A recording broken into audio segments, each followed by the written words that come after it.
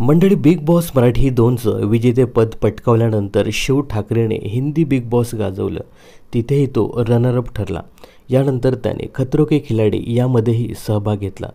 सध्या शिव ठाकरे झलक दिखला जा या रिॲलिटी शोमध्ये स्पर्धक म्हणून आपल्या डान्सची झलक दाखवतोय. दरम्यान या शोमधील होस्ट ऋत्विक धनजानीने शिवला 2023 हे वर्ष कसं होतं याबाबत प्रश्न विचारला असता शिव म्हणाला, हे वर्ष माझ्यासाठी आयुष्य बदलून गेलं. सुरुवात थोडी हळूहळू झाली, पण नंतर अनेक बदल झाले. मला वाटायचं की मी आयुष्यात एखादी सेकंड हँड कार घेईन की नाही, मात्र यावर्षी मी 30 लाखाची ब्रँड न्यू कार खरेदी केली.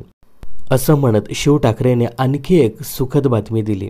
तो म्हणतो, मुंबईत घर घेण्यासाठी अख्खं आयुष्य लागलं असतं, पण आज झलक दिखला जाच्या कुटुंबासोबत हे शेअर करताना मला आनंद होतोय की मी मुंबईत नवीन घर खरेदी केले. 8 दिवसापूर्वीच मी घर बुक करून आलो आहे.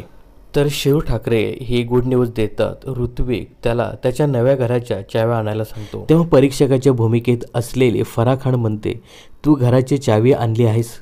मला साजिदने कालच तुझ्या नवीन घराबद्दल सांगितलं, म्हणून मी तुझ्यासाठी हे गिफ्ट म्हणून गणेशाची मूर्ती आणली आहे.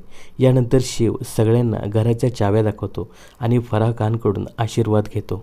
दरम्यान अमरावतीचा पठ्ठ्या शिव ठाकरे आता मुंबईकर झाला आहे.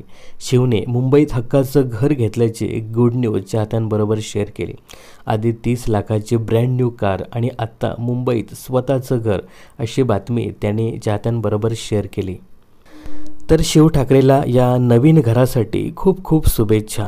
शिवच्या या बातमीबद्दल तुम्हाला काय सांगावंसं वाटतं हे आम्हाला कमेंट्स करून नक्की सांगा. मनोरंजन क्षेत्रातील अशाच फिल्मी अपडेट्स जाणून घेण्यासाठी चॅनलला सबस्क्राईब आणि फॉलो करायला विसरू नका.